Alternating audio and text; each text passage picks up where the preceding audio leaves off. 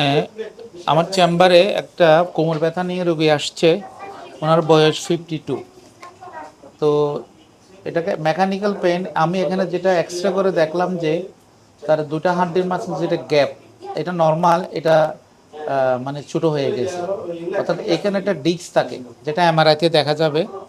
ডিস্কটা কোনো কারণে যদি ফেটে যায়, এটা বসে যায়, এখান থেকে রস গিয়ে এই ছিদ্র দিয়ে একটা নার্ভ বের হয়, ওখানে চাপ দিয়ে রাখে। এইখানে ছিদ্র, এটা নাই।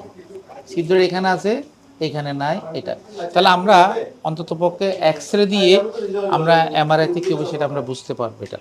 আচ্ছা, এখন এই যে জিনিসটা যে ফেটে গেছে, এটা একমাত্র উনি ভালো থাকবে যদি আমার কিছু কথাবার্তা শুনে। যেখানে ডিস্ক ফেটে গেলে এটা ভালো হতে 21 থেকে 42 দিন সময় লাগে।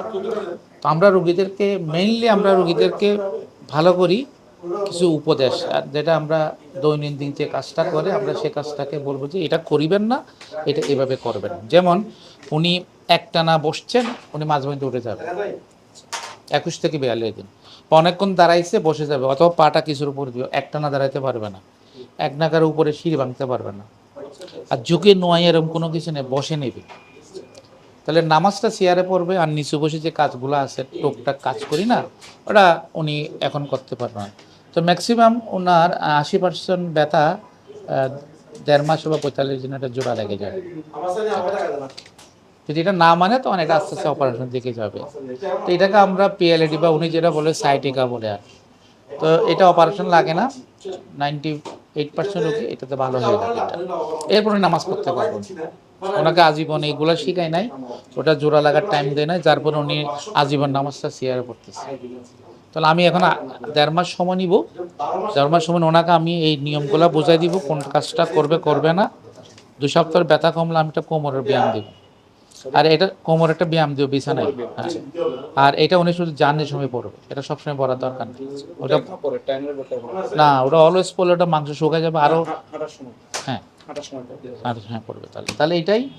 আর আমাদের এই রোগের কারণ হচ্ছে যে এটা আমরা এখানে ডিস্কটা ফেটে গেছে, এটা আমরা ডিস্কের সমস্যা বললাম। আর ফিটের হাতে ফিটের মধ্যে কোন কোন করে হাত এটা উপর দিকে তুলতে পারি না, মাথা আসাইতে পারি না, মানে এদিকে এইভাবে কিছু রাখতে পারি না, দিতে পারি না। ওকে, উনি আরেকটা কথা বলছে যে এই এটা তুলতে পারে না। হ্যাঁ, এখানে হাড্ডির মাথা পিছনে হাড্ডির গর্তের সাথে লেগে গেছে, জমে গেছে, এটাকে আমরা ফ্রোজেন শোল্ডার বলি। এটাও ভালো হইতে 6 থেকে 16 মাস লাগবে। একমাত্র ভালো হবে যে আমরা এরকম একটা ব্যায়াম দেখাই দিব। তো এরকমটা ব্যায়াম দেখাই দিব, আমার থেরাপিস্ট সেটা দেখাই দিবে।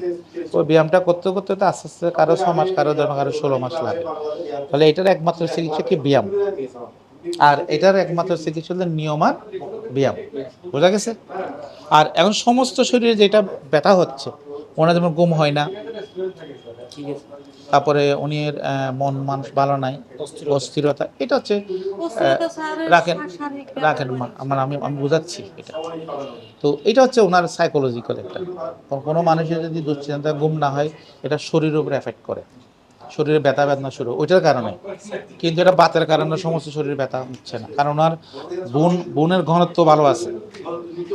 তাহলে দুইটা জিনিস, ওনার ফ্রোজেন শোল্ডার আর সায়াটিকা, আর ওটা সাইকোলজি, এগুলো চিকিৎসা করলে উনি মোটামুটি ভবিষ্যৎ ভালো থাকে। ঠিক আছে না? আর এটা হ্যাঁ, এখানে ঘাটে ঘাটে এখানে ঘাড়ের মধ্যে অনেক আমি ওষুধপত্র দিচ্ছি মা, ওষুধপত্র দিচ্ছি। বিশেষ করে যখন দেখা যাচ্ছে সারাদিন একদম উঠতে পারতেছে না, উনি বুঝে সারাক্ষণ